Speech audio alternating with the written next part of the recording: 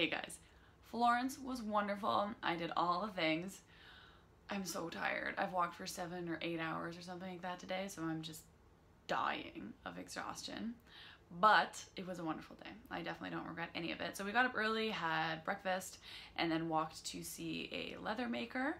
And they talked us through how they make things out of pure leather and shape them and this and that, and some tricks to tell if it's fake leather. But really in the end it ended up being like, it's hard to tell unless you just like know what you're looking for.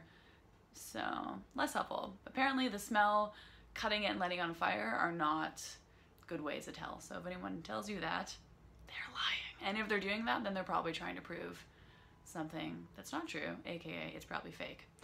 Anywho, that sounded confusing, but it made sense for me. Then we went on a walking tour. We started in this one area near the old palace where the fake David and then a bunch of real statues are. And they told us a lot of interesting tales. So David was done, Michelangelo, and then 2 of his students did these other 2 sculptures that are there, one of which has Hercules, and apparently Leonardo said it looks like a bag of potatoes because it was too muscular. And then the other one, I want to say it's a bronze statue. No, sorry, it's green marble maybe. And he was like, what a waste of good marble. Rough. There's another one there that has Medusa and the gentleman who slayed Medusa. I want to say Perseus, but not 100% there. And apparently that guy made the Medusa head look like his wife or his girlfriend. And he wanted to make his face the main face, but they were like, nah, you can't do that. So it's on the back. So you can actually see a beard and eyes and a nose at the back of it, which I thought was really, really interesting. So if you're ever in Florence, check it out.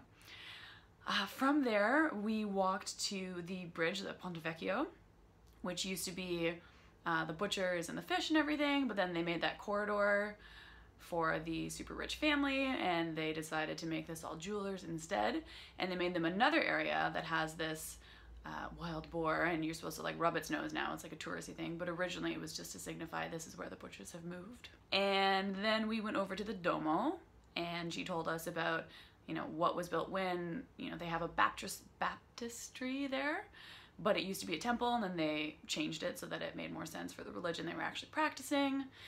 Someone else built the main church that's there, and then there's the domes behind it.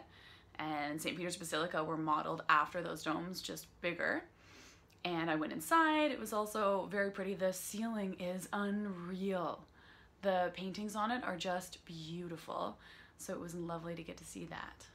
There's just art everywhere. I mean, all of the buildings are art, you know, like all of the architecture is gorgeous. There's so many details that we don't have in Toronto because our history is like a joke. It's just, there's not very much of it, whereas this is thousands of years of history. So it's just wonderful to see that. And then there's even modern stuff. There's some really fun street art. So there's these guys and they're all over the place. They actually have a Facebook page that you can follow, and they just take pieces of art and then make them kind of scuba-y things, and it's really funny, so I highly suggest looking it up. Then I grabbed a piece of pizza and then hightailed it over the Uffizi Gallery. So pretty. Again, I got to see Venus, which was wonderful, rising from that clamshell, and I got to see Medusa's head, but for me, that was really cool. But then my next favorite thing was definitely the building.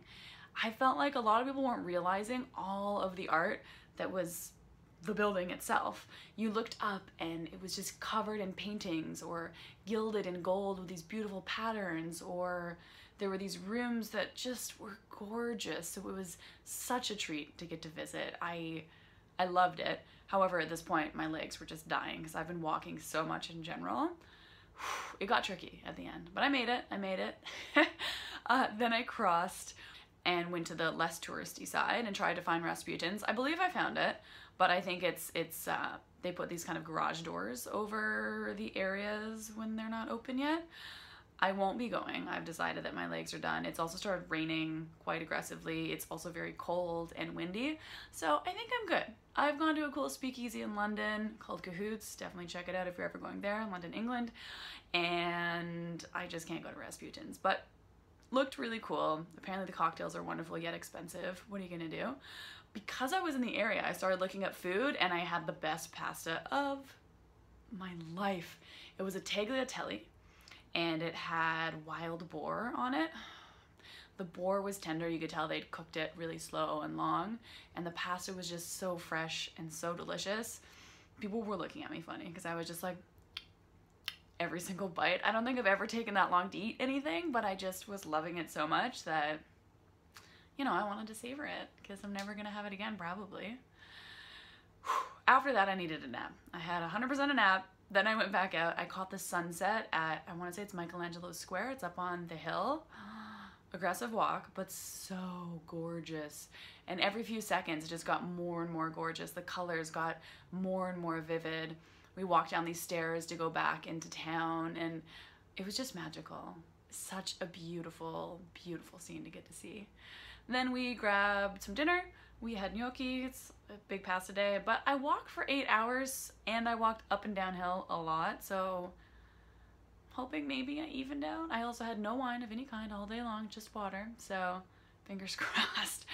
Tomorrow we go to San Giovanni, I want to say, but I will have more details on that then. Thanks so much for watching. Hope you have a good one.